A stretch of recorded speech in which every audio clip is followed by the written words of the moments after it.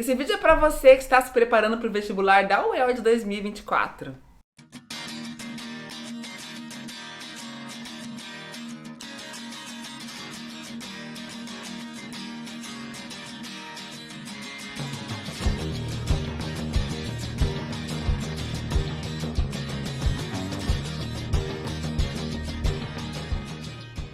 Seja muito bem-vindo ao nosso canal, meu nome é Régia Rodrigues, sou professora de História da Arte e esse vídeo é especialmente para você vestibulando que está aí se preparando na reta final para o vestibular da Universidade Estadual de Londrina. Lembrando que é um vídeo que também cabe aí para quem está estudando para o Enem, para outros vestibulares, porque eu farei nesse vídeo um mega, hiper, super resumo de toda a história da arte, então vamos lá. Antes de começar, eu quero pedir para você se inscrever no canal se ainda não for inscrito e deixar o like aqui nesse vídeo que eu tenho certeza que você vai adorar. Começando então pelo comecinho, vamos falar um pouquinho de pré-história. Lembrando que a pré-história é dividida em 3 períodos: Paleolítico, Neolítico e Idade dos Metais. Dentro da pré-história, o mais importante é que eles sempre representavam cenas do cotidiano e tudo que eles representavam tinha um grande caráter ritualístico. Utilizavam elementos da natureza para criar as suas pinturas, principalmente como tinta natural, sangue, gordura de animal, cera de abelha, enfim. Representavam imagens que representavam cenas do cotidiano, mas também imagens que representavam a sua crença na mãe natureza, numa força sobrenatural, e as suas esculturas também. A primeira escultura, que foi da grande mãe natureza, representa justamente essa ligação da representação pictórica com esse caráter ritualístico. Andando um pouco mais para a arte antiga, temos então algumas civilizações, sendo que as mais importantes são o Egito, Mesopotâmia, Grécia e Roma. Dentro do Egito, o mais importante é a questão da crença na vida após a morte. Dentro da Mesopotâmia, vale lembrar a questão do multiculturalismo, porque era um local onde existiam várias civilizações, várias culturas.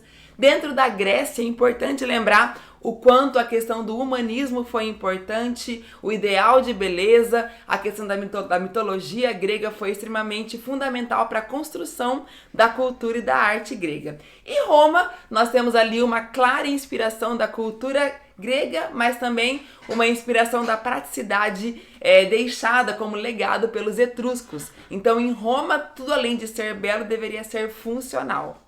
Começando então a parte da arte cristã, nós temos a arte cristã primitiva, que pode ser dividida em 2 fases. A primeira fase, na qual os cristãos eram perseguidos, a segunda fase, que a fé cristã foi permitida e logo depois tornou a fé oficial de todo o Império Romano. Lembrando que era uma arte feita por fiéis, uma arte simples, feita por pessoas que não eram profissionais, então faziam nas catacumbas e interiores das suas casas. Quando a fé cristã se tornou a oficial, passou a adquirir aí um status de arte feita por profissionais e se tornou uma pintura e uma arquitetura mais elaborada.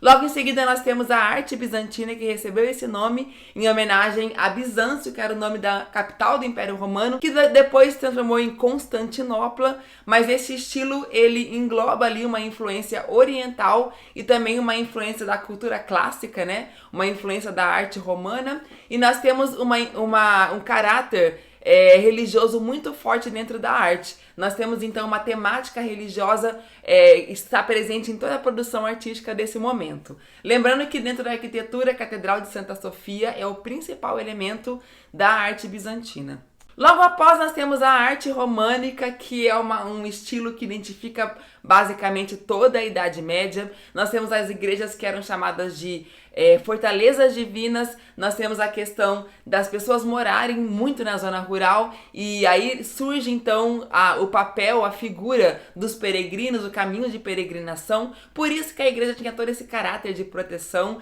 e que pareciam fortalezas impenetráveis com paredes grossas, poucas entradas, pouca entrada de luz, inclusive por ter poucas janelas, e caracteriza bem a questão da arquitetura medieval que a gente tem, né, gravada nessa memória, com o uso de tijolinhos à mostra, com o uso de pedras. Aí nós temos os castelos, os mosteiros e as igrejas como os principais elementos da arquitetura desse período.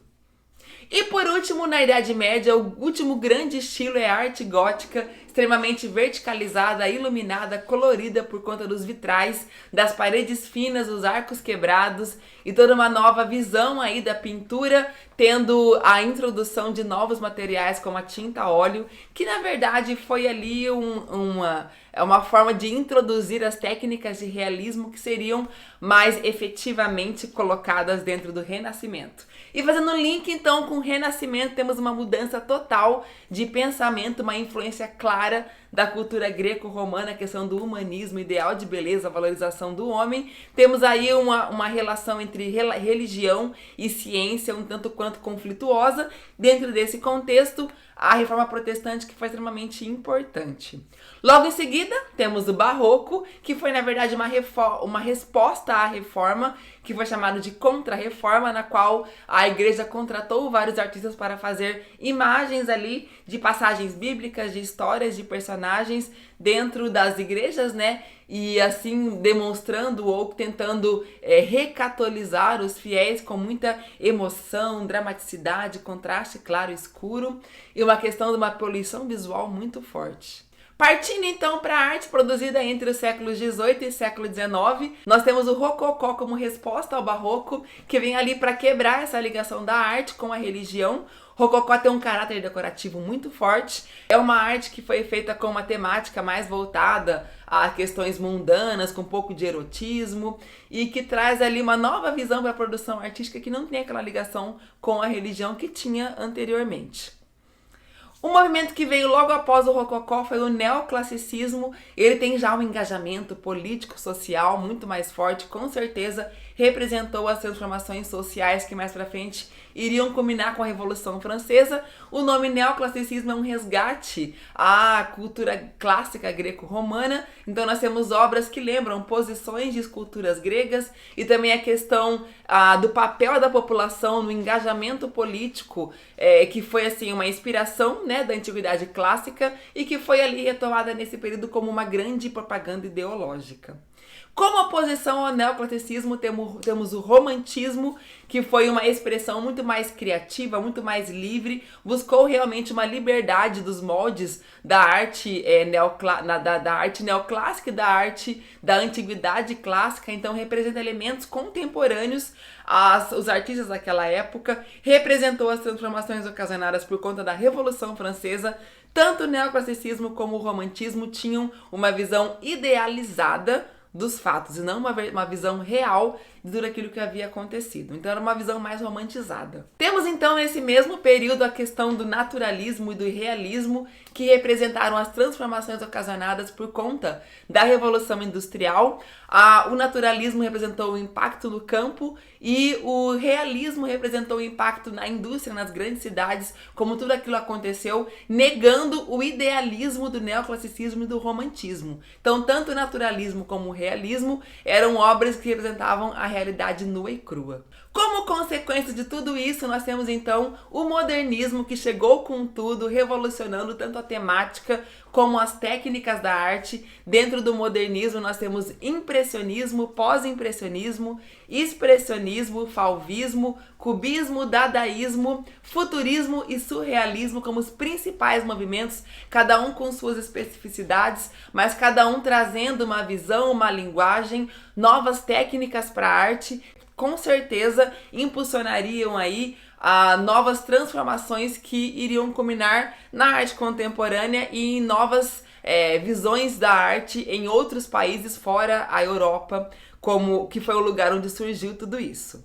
Temos então o modernismo no Brasil, que iniciou com a Semana de 22, na verdade a primeira fase do modernismo no Brasil, ela iniciou com a Semana de 22, caminhou um pouquinho até a década de 30, nós temos Tarsila do Amaral, temos o Grupo dos Cinco composto por Anitta, Tarsila, Menotti Del Picchia, Oswald de Andrade e Mário de Andrade.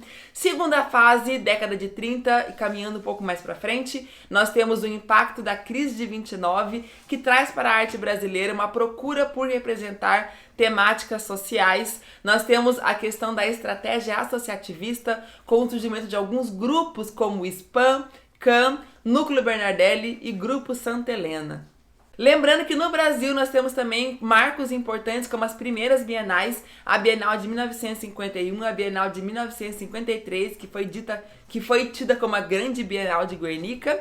Lembrando também, no período da ditadura, nós temos o tropicalismo, que foi assim um movimento que teve grande influência da cultura, da contracultura e da cultura norte-americana. Nós temos os grandes festivais de música e lembrando que o tropicalismo foi um movimento muito rico em linguagens diferentes, como música, teatro, nós temos as artes visuais e foi uma visão da arte como comportamento além das questões visuais.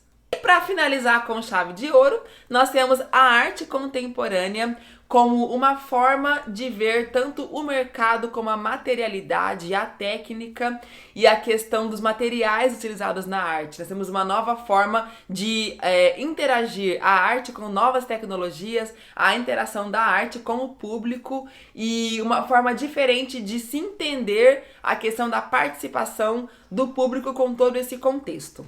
Então nós temos alguns movimentos que são muito importantes dentro da arte contemporânea. Lembrando então, dentro da caixinha do tempo, que a arte moderna ela aconteceu final do século XIX até Segunda Guerra Mundial e a arte contemporânea se iniciou no final da Segunda Guerra Mundial e acontece até os dias de hoje. Dentro da grande caixinha da arte contemporânea, nós temos os primeiros movimentos como pop art e op art, que representam a sociedade com peculiaridades diferentes. Nós temos a arte conceitual, nós temos a intervenção artística, instalação artística, body art, performance, happening, hiperrealismo, land art, bioart e web art.